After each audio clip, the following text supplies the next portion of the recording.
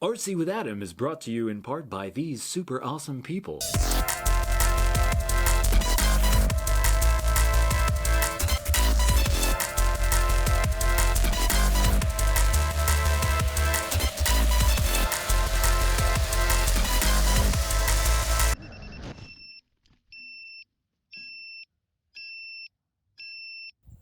Okay, so Mr. Quad went down.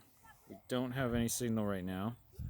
It went down right over there somewhere, kind of right in along that line, I think. So I'm gonna go find it, but I think the battery must be still plugged in, which is a good sign. I'm looking at my goggles here, and I think I can see where it went down on my goggles. You can like just barely make out the truck that I was standing next to. So we shall see. So the good thing is, I think we do actually have the battery. The battery's still connected because it's probably a pretty soft landing because I was flying so low, which is good. So, and I think I'll have video signal at some point. But once I get transmitter signal, I can beep the beeper. And actually, fortunately, I do have a beeper on here. But because it's so windy, like I'm gonna have to get like pretty close in to actually hear the beeper. We had signal for a second, and then it went away. It went down somewhere near here. Oh, we got signal. We lost signal. We got signal. Okay, let me set the beeper.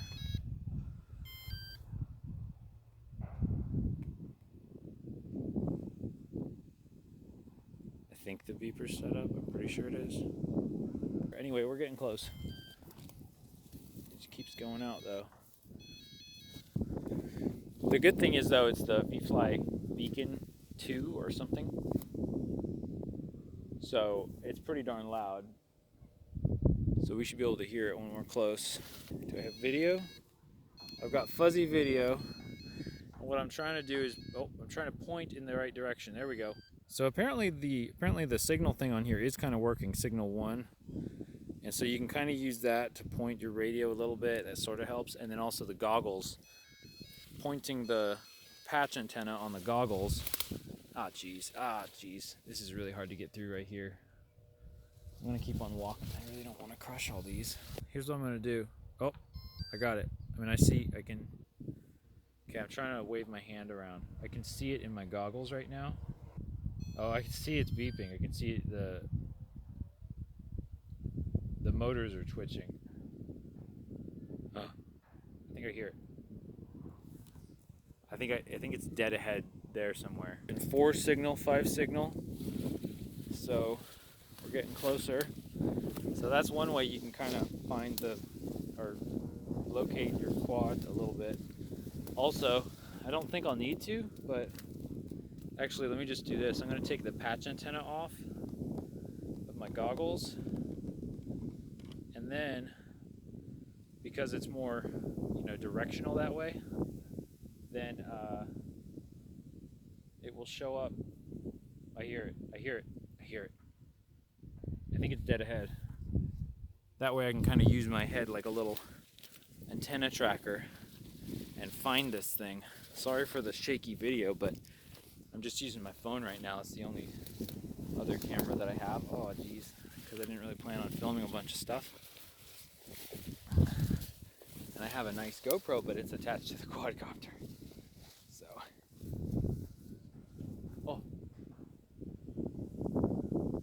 I can hear it.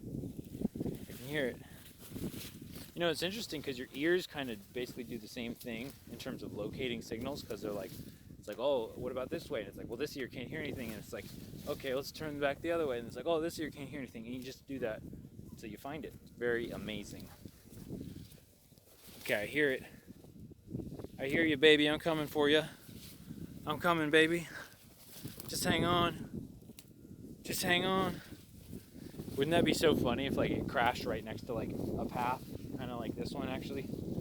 And it's like I could have just walked through the path. In fact, you know, honestly, that's probably another really, really good reason to even when you're flying out in a field, like just a field of corn or whatever.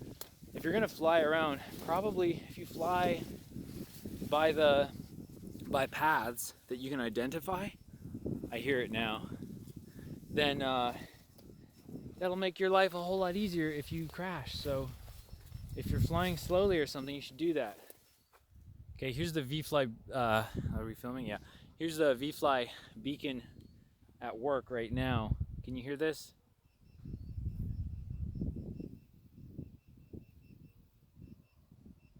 I can. I'm probably like 20 feet away, but I could barely hear it before at like maybe 30 or 40 feet.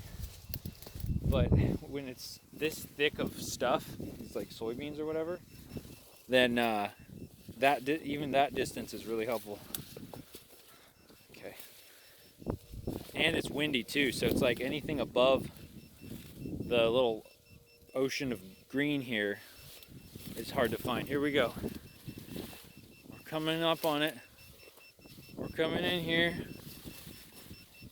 Oh. Just glad it didn't catch on fire. Here we go, here we go. There she is.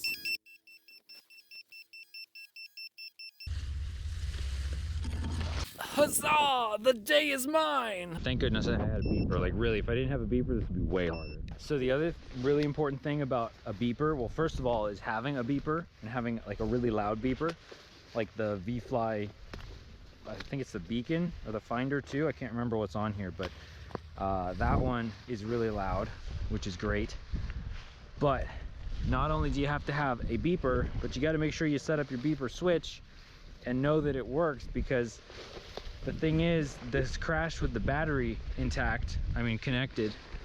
It's crashed with the battery connected, which is good, but I don't think it would start beeping. I'm not sure if I have it set up to beep at all after a certain amount of time. Yeah, that would mean that if I potentially did not have a beeper switch set up, I wouldn't be able to beep the quad if it wasn't going to beep after a certain amount of time. So that's another really important thing, but I found it, so I'm very, very happy about that.